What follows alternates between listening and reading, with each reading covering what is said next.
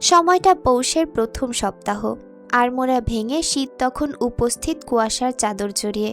শুনশান নীরবতায় চারপাশ হতবিহল। নন্দা বসে আছে মানুষ খেকো মাগুর মাছ অবস্থান করা তাদের খুব গোপনে কৃষ্ণচূড়ায় আচ্ছাদিত সেই বাগানে।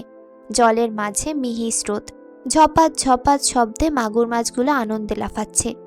কিসের আনন্দ তাদের? হয়তো নতুন খাবার পাবে সে আনন্দ। নন্দার বিপরীতেই বসে আছে বিহারিণী। তার চোখ মুখে বরাবরের মতো কুটিল হাসি। আজ আবার তার মুখের ভেতরে পান পাতা শোভা পেয়েছে। ইদানিং সে প্রচুর পান খাচ্ছে। পান খেয়ে ওষ্ঠ লালাভ করে রাখছে। হাঁটা চলা এসেছে ভিন্নতা। পরিবর্তনগুলো খুব ধীরে ধীরে হলেও দৃষ্টি এড়ায়নি নন্দার। বিহারিণী আশেপাশে তাকিয়ে শুধালো, এখানে নিয়ে এলে যে? ভাবছি তোমার সাথে একটু সুখ দুঃখের আলাপ করব। আজ বিকেলটা সুখ দুঃখের আলাপের জন্য দারুণ মানানসই। নন্দার কথায় বিহারিণী ভ্রু কুঞ্চিত করল। বিস্মিত কণ্ঠে বলল, আজকাল যার প্রতি বড্ড অনীহা জন্মেছে তাকে সুখ দুঃখের আলাপ শোনাবে?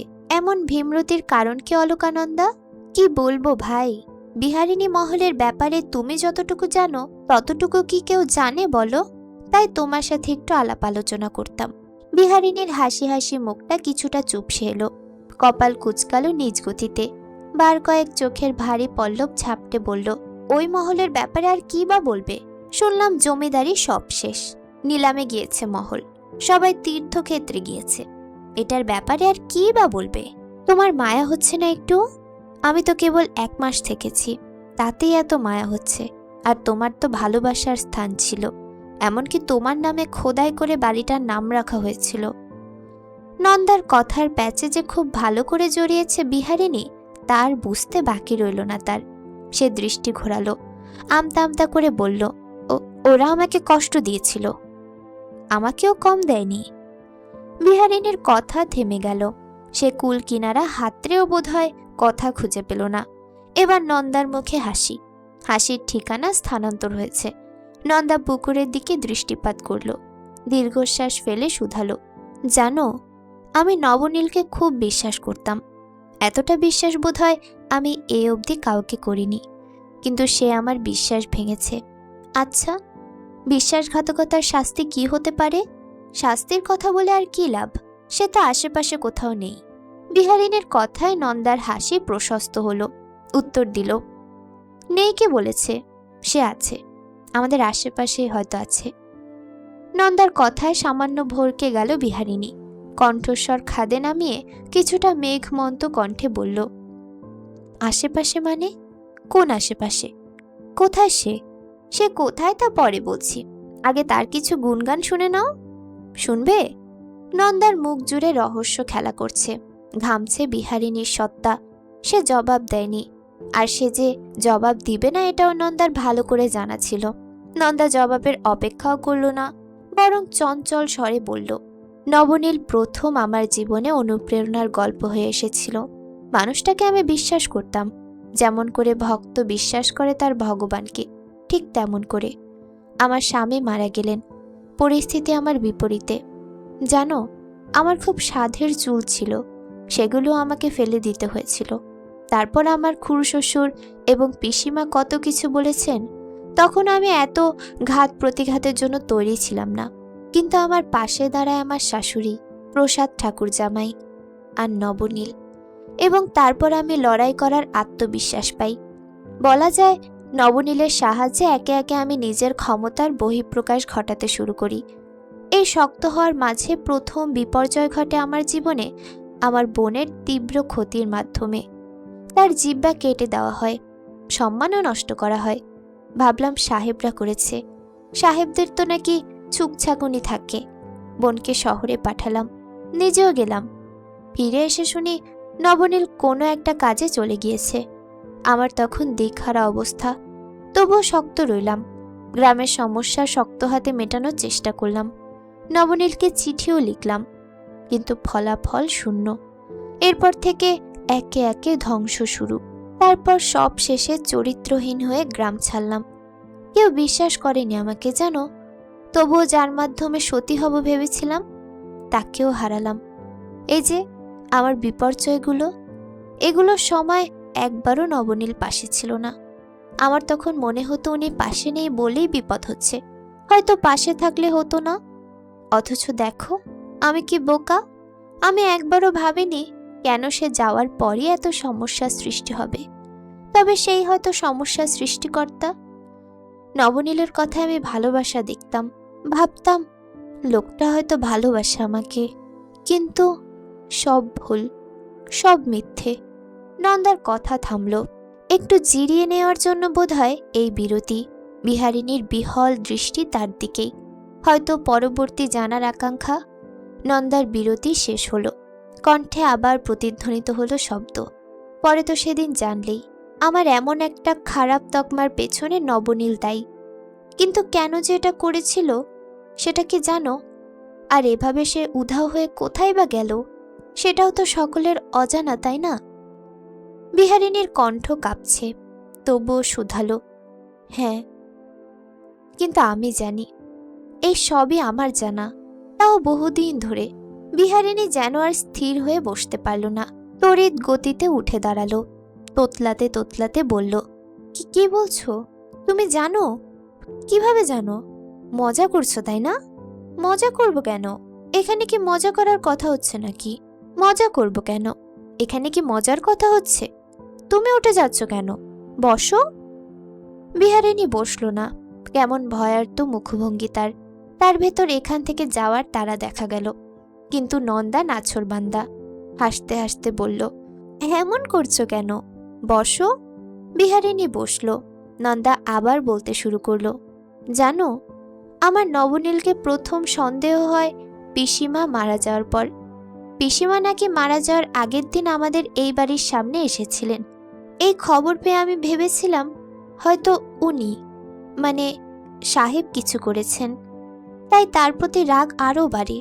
প্রথমে আমার বোনকে, তারপর পিসিমার মৃত্যুর জন্য তাকেই দায়ী করি আমি। কিন্তু এরপর পেলাম অন্য খোঁজ। পিসিমা আমাকে চিঠি দিয়ে গেছেন একটা ধাঁধা, তুমি বললে তার পানের বাটায় খোঁজ করতে, করলামও। কিন্তু নন্দা আবারও থামল, পরপর ভেসে এলো দীর্ঘশ্বাস। বিহারিণী থামল, তাকে স্থির দেখা গেল। সে নিশ্চুপ চোখে চাইল, বলল, কিন্তু কি? সেদিন খোঁজ পেলাম, চিঠিও পেলাম, কিন্তু তেমন কিছুই পেলাম না। কেবল পুরো চিঠি জুড়ে মনে হলো সকল দোষ সাহেবের। এমন একটা চিঠি পিসিমা কেন লিখবে? কিন্তু আমাকে সাহায্য করলো তরঙ্গিনী। উনি জানালেন এটা পিসিমার হাতের লেখা না, পিসিমার লেখা গোছালো আর সুন্দর। আমরা দুজন মিলে চিঠির খোঁজ শুরু করলাম, কিন্তু ফলাফল শূন্য। যখন হতাশ হয়ে ফিরব, তখন নবনীলের ঘরে আমি উকি দেই এবং কি মনে করে যেন সেখানে খোঁজ করি। এবং অবাক করা ব্যাপার হলো, আমরা সত্যিকারের চিঠিটা পেয়ে গিয়েছিলাম। কি লেখা ছিল জানো? বিহারিণী থমকে গেল, হতবম্ব স্বরে বলল, পেয়ে গিয়েছিলে মানে? কিভাবে পেলে? পাওয়ার কথা ছিল না বুঝি? নন্দা ভ্রুদয় কুঞ্চিত করে প্রশ্ন করল। বিহারিণী অস্থির, এখান থেকে পালিয়ে গেলে যেন বাঁচে, আর সেই সুযোগও খুঁজছিল। কিন্তু তাকে থামিয়ে দিল নন্দা। খুব আলগোছে শক্ত বাঁধনে বেঁধে ফেলে মেয়েটাকে। বিহারিণী বিস্মিত, কিংকর্তব্য বিমূঢ়, কাঁপতে কাঁপতে বলল, বাঁচছ কেন? ছাড়ো আমাকে, ছাড়ো বলছি। আজ যে কোনো ছাড়াছাড়ি হবে না। এবার শোনো, পিসিমার সে চিঠিতে জানতে পারলাম তোমার কথা। বিহারিণীর মতো অবয়ব সে দেখেছে এই মহলে এসে, এতেই সে ভীত হয়েছিল এবং সে ধারণা করেছিল তার কোনো ক্ষতি হতে পারে, এবং সেটা তার সন্তানের হাতেই। মানুষটার ধারণা ঠিক, নবনীলই তাকে মেরেছে। কিভাবে মেরেছে জানো? বালিশ চাপা দিয়ে। আর এই কথা নবনীল নিজে স্বীকার করেছে। আর এই যে আমার বোনের জিহ্বা কাটার ব্যাপারটা, সেটাও নবনীল করেছে। কেন জানো? বিহারিণী জানতে চাইল না উত্তর। পরাজিত মানুষের ন্যায় বসে রইল বেশ অনেকক্ষণ। অনেকক্ষণ পর কেমন অদ্ভুত স্বরে জিজ্ঞেস করল, নবনীলকে তুমি মেরেছ?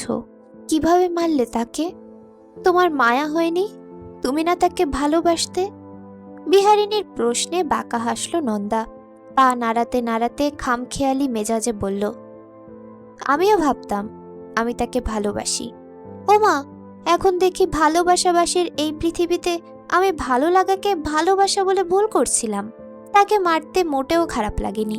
এই যে এখানটা এনে তার শরীরের ভেতর ধারালো ছুরি প্রবেশ করালাম। তারপর তোমার অস্ত্র নীরব, আমার ভালো লাগার সমাপ্তি। বিহারিণীর দৃষ্টি ভাষাহার। দীর্ঘশ্বাস ফেলে বলল, বাকিটুকুও বলে ফেলো। কিভাবে জানলে, কি করলে সবটাই শুনি? শেষবারের মতো সকল অজানা জেনে যাই। আমি ভালো করেই বুঝতে পারছি আমার আয়ু ফুরিয়ে এসেছে। যাকে একসময় ভালোবেসে বা ভালো লেগেছে তোমার, তাকে এমনভাবে মারতে পারলে আমার ক্ষেত্রে যে তোমার হাতও কাঁপবে না, তা বেশ বুঝতে পারছি। বাকিটা না হয় বলে দাও। মৃত্যু ভীত নিয়ে বেঁচে থাকাটা দুঃসহ। আরে হ্যাঁ, তুমি একদম ঠিক ধরেছ। তোমার আয়ু আর বোধহয় ৮ ঘন্টা। তো এবার বাকিটা শোনো। পিসিমার চিঠির ভেতরেই ছিল তার আপন মানুষের নিষ্ঠুর বর্ণনা। নবনীল পিসিমার সন্তান ছিলেন না কখনোই, কারণ পিসিমাও বিয়ের সাথে সাথে বিধবা হয়েছিলেন। নবনীল ছিল পিসিমার শ্বশুরবাড়ির এক কর্মচারীর সন্তান। পিসিমা সদ্য স্বামীহারা হয়ে তখন দিকভ্রান্ত। তার দিক হলো এই ছেলে। পিসিমার ভারী স্বর্ণের বিনিময়ে সে পেল সন্তান। সন্তান নিয়ে তার জীবন সহজ ছিল না। বৈধব্যের কটূক্তি নিয়ে বেঁচে থাকা যেখানে কঠিন, সেখানে আরও একটা ছোট প্রাণের ভরসা হলো সে। ধীরে ধীরে বেড়ে উঠল এই ছোট্ট ছেলেটা রাজার মতো। কখনো সে বুঝতেই পারেনি সে অন্য কারো সন্তান।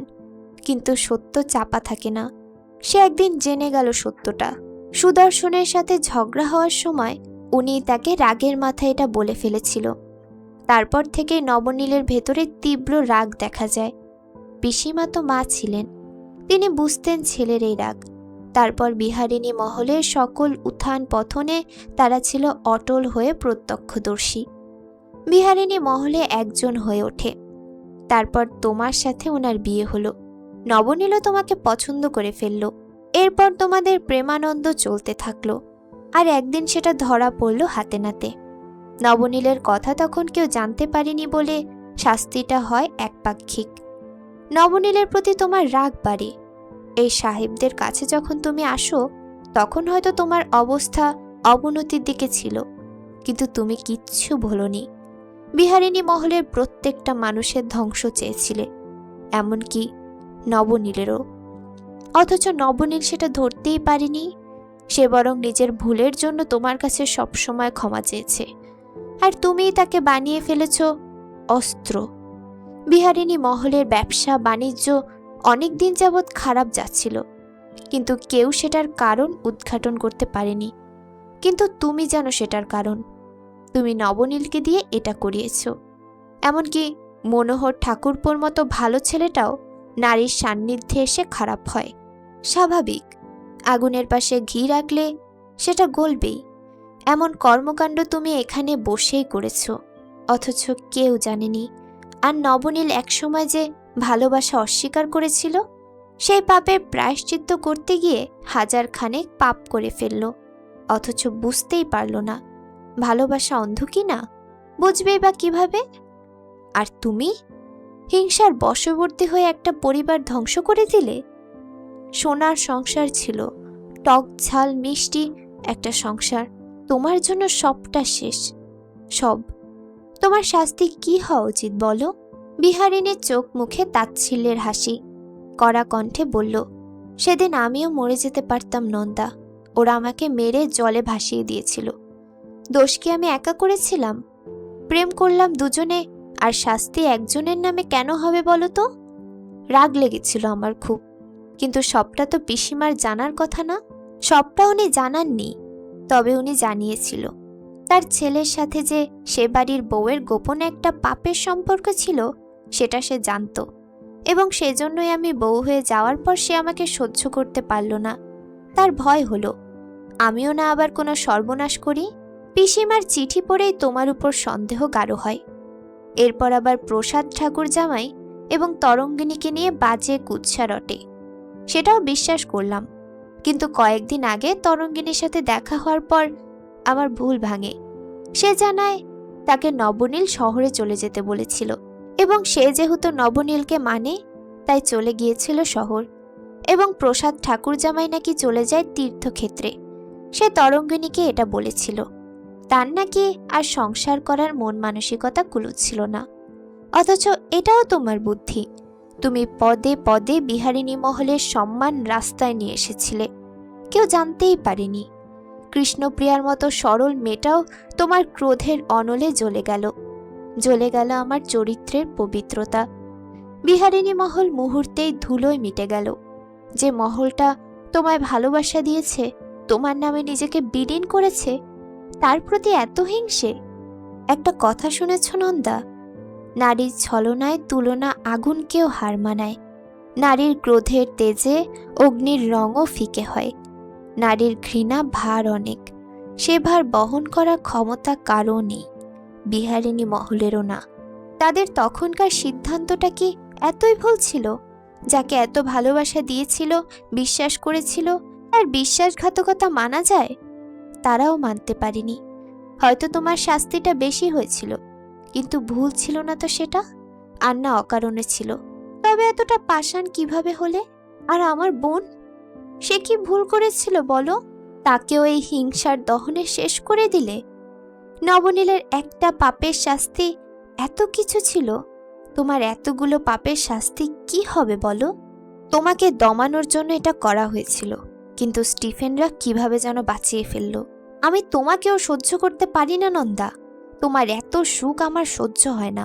তোমার স্বামীকে কবেই মেরে ফেলতাম, কেবল ভালোবেসে ফেলেছিলাম। বিহারিণীর কথা থামার আগেই তার ঘাড় থেকে মাথাটা আলাদা হয়ে গেল। গল গল করে বেরোতে লাগলো রক্তের স্রোত। নন্দার চোখ মুখে তীব্র ঘৃণা। তার হাতে ধারালো ছুরিটা রক্তে মাখামাখি। বিহারিণীর পা দুটো ছটফট ছটফট করতে করতে থেমে গেল। চারপাশের বন্য পাখিরা ভয়ঙ্কর কিছু দেখে শোরগোল শুরু করে ছুটতে লাগলো। নন্দার হুট করে কান্না পেল, ভীষণ কান্না। অন্নপূর্ণার ধ্বংসাবশেষ দেহটা ভেসে উঠল চোখের সামনে। কিভাবে একটা মেয়ে হয়ে আরেকটা মেয়ের এমন সর্বনাশ করল? কিভাবে এতগুলো মানুষের মৃত্যু লিখেছিল এই নারী? এত পাষাণ! নন্দা বার কয়েক ছুরি চালায় বিহারিণীর পেটে। শরীরটা নড়ল না, প্রথমবারের মতো চিৎকারও করল না। এখানেই যেন একটি ক্রোধের মৃত্যু হলো, একটি অসম্ভব রকমের ঘৃণার মৃত্যু হলো। মাগুর মাছেরা উৎসব করল। জলের রং বদলে হলো লাল। বেলি দিয়ে সজ্জিত শয়নগৃহ, চারদিকে জলজল করছে দীপশিখা। লাল বেনারসি শরীরে জড়িয়ে নন্দা সেজেছে মোহমায়া। শরীরে মাখা সুগন্ধিটা চওড়া ঘ্রাণ ছড়িয়ে পড়ছে চারপাশে। তন্মধ্যেই স্টিফেন ঘরে প্রবেশ করল। নন্দার মনোমুগ্ধকর মাতোয়ারা রূপে সে যেন হোঁচট খেল। নন্দা হাসল, কিছুটা কাছে এগিয়ে বলল, কেমন লাগছে? স্টিফেন ঘোরগ্রস্ত, তবে নন্দার এগিয়ে আসাটা ঘনিষ্ঠতার লক্ষণ যে তা বুঝতে বাকি রইল না তার। সে এগিয়ে গেল, মুহূর্তেই নন্দাকে বাহু বন্ধনে আটকে নিয়ে বলল, ইহা কেমন রূপ তোমার সানশাইন? পছন্দ হয়েছে? স্টিফেন জড়িয়েই রাখল, বলল, তোমাকে কেমন ভয়ঙ্কর সুন্দর লাগিতেছে। তবে লাল কেন? লাল ভালোবাসার প্রতীক বলে। স্টিফেন মনে মনে হাসল, নিজের মনকেই শুধালো, সেজন্যই কি তোমার হাতে রক্তাক্ত ছুরি ছিল? ভালোবাসার প্রতীক এত ভয়ঙ্কর কেন সানশাইন? অথচ নন্দা মনের কথা শুনতে পারে না বলে জানতেও পারল না তার হিংস্রতার গল্প কাউকে বিস্মিত হতবম্ব করেছে।